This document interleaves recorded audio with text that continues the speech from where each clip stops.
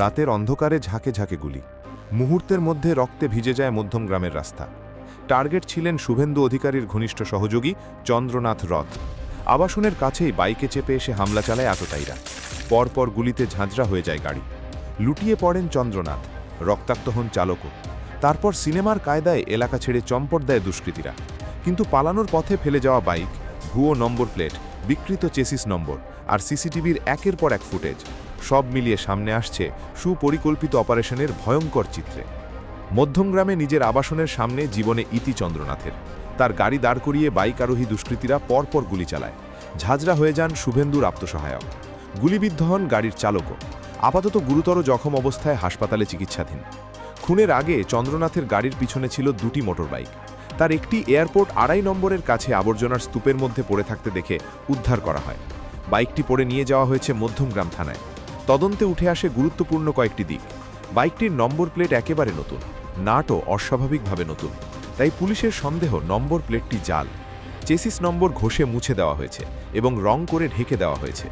ইঞ্জিনের নিচে থাকা ইঞ্জিন নম্বরও ধাতব কিছু দিয়ে নষ্ট করার চেষ্টা হয়।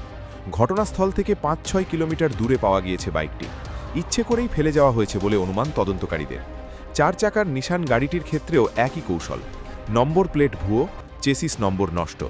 দেখা যায় আততায়ীরা যে বাইকটি ব্যবহার করেছিল তার মালিক ও ঠিকানা আসানসোলের বার্নপুর। গাড়ির মালিকানার বিবরণ: রেজিস্ট্রেশন নম্বর WB44D1990, রাজ্য পশ্চিমবঙ্গ, আরটিও অফিস পশ্চিম বর্ধমান আরটিও। মালিকের নাম বিভাস কুমার ভট্টাচার্য, পিতা বি ভট্টাচার্য। রেজিস্ট্রেশনের তারিখ ৪ মে ২০১২, বৈধতার মেয়াদ ২০২৭ মে মাস পর্যন্ত। ঠিকানা বর্তমান এবং স্থায়ী ঠিকানা একই। বাড়ি নম্বর ও রাস্তা কোয়ার্টার নম্বর AB7/12, গুরুদ্বারা রোড, গ্রাম বা শহর বার্নপুর, থানা বা ল্যান্ডমার্ক হীরাপুর, রাজ্য পশ্চিমবঙ্গ। চন্দ্রনাথ রথের ঘটনায় সন্দেহজনক উদ্ধার হওয়া মোটর বাইকটিকে বিমানবন্দরের ২.৫ নম্বর গেটের কাছে একটি ভ্যাট থেকে উদ্ধার করে মধ্যমগ্রাম থানার পুলিশ। তদন্তে উঠে আসে এই বাইকটিরও নম্বর প্লেট ভুয়ো, ইঞ্জিন ও চেসিস বিকৃত করা।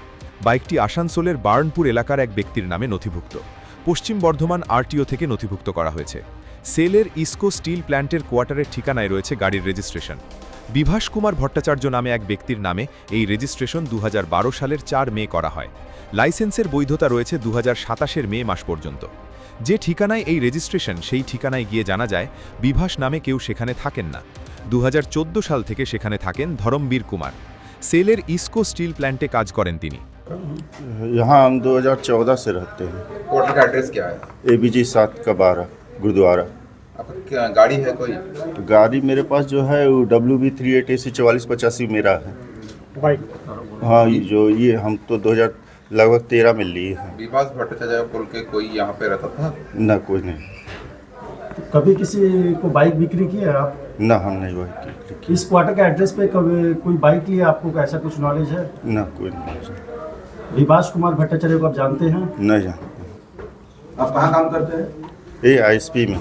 ये ISP से अलर्ट हुआ है आपका नाम पे ही क्वार्टर? हाँ, कितना दिन से है ये? यहाँ 2014 से आप रहते 2014 हैं, तो उससे पहले कौन रहता था कोई ये पता नहीं, है? हम आए तो ये लॉक था क्वार्टर। फिर जब अलॉट हुआ हमको तो क्वार्टर का जो देने का प्रोसेस है वो मेरे साथ आया, फिर हैंड ओवर हमको किया। पुलिस आई थी आपके पास? सुबह में आए थे पूछने के लिए, तो हमको तो जानकारी कुछ नहीं था। क्या तो पूछ रहे वही जो नाम आप बताएं वही पूछ रहे थे। तो हम बोले नहीं, हम तो कुछ जानकारी नहीं, हम तो 2014 से यहाँ रह रहे हैं। বারাসতের ১১ নম্বর রেলগেটের সামনে উদ্ধার করা হয় চন্দ্রনাথ কাণ্ডে ব্যবহৃত দ্বিতীয় বাইকটি। তবে গোটা ঘটনায় ৪টি মোটর বাইক ব্যবহার করা হয়েছে বলে প্রাথমিক তদন্তে উঠে এসেছে। পুলিশের হাতে আসা একটি সিসিটিভি ক্যামেরার ফুটেজে দেখা যায় বুধবার রাত 10:06 রূপলি রঙের গাড়িটি যশোহর রোড ধরে মধ্যমগ্রাম চৌমাথার দিক থেকে এসে মুজিবর রোড ধরে এগোচ্ছে। কিছুক্ষণ পরে একই দিকে যায় দুটি মোটর বাইক। তারপরে ওই রাস্তা ধরে এগোয় চন্দ্রনাথের সাদা স্করপিও। সিসিটিভি ক্যামেরার রাত 10:29 ফুটেজে দেখা যায় সাদা গাড়ি থেমে যায়। তারপরে আলোর ঝলকানি। তার কিছুক্ষণ পরে দেখা যায় একটা বাইকে চড়ে ঝড়ের গতিতে হেলমেট পরা দুই যুবক একই রাস্তা ধরে ফিরে আসছে, অর্থাৎ আসছে মধ্যমগ্রামের যশোহর রোডের দিকে। সিসিটিভি ক্যামেরায় ধরা পড়া ওই বাইকটি স্পোর্টস বাইক বলে মনে করছেন তদন্তকারীরা। একের পর এক ভুয়ো নম্বর প্লেট, মুছে ফেলা চেসিস নম্বর, পরিত্যক্ত বাইক আর সিসিটিভিতে ধরা পড়া আততায়ীদের গতিবিধি সব মিলিয়ে স্পষ্ট অপারেশনের ছক কষা হয়েছিল অত্যন্ত পরিকল্পিতভাবে। তদন্তকারীদের অনুমান শুধু একজন বা দুজন নয়, এই ঘটনার পেছনে কাজ করেছে গোটা একটি সংগঠিত চক্র। কার নির্দেশে চলছিল এই অপারেশন, কোথা থেকে এলো অস্ত্র, এই ঘটনার পরের মুহূর্তেই কিভাবে মিলিয়ে গেল আততায়ীরা? এখন সেই উত্তর খুঁজতেই একাধিক সূত্র জোড়া লাগানোর চেষ্টা। চন্দ্রনাথ রথ খুনকাণ্ডে এখনও অধরা মূল চক্রী, আর সেই কারণেই মধ্যমগ্রামের রক্তাক্ত রাত ঘিরে রহস্য আরও ঘনীভূত হচ্ছে। আসানসোল থেকে ছোটন সেনগুপ্তের রিপোর্ট, আর প্লাস নিউজ।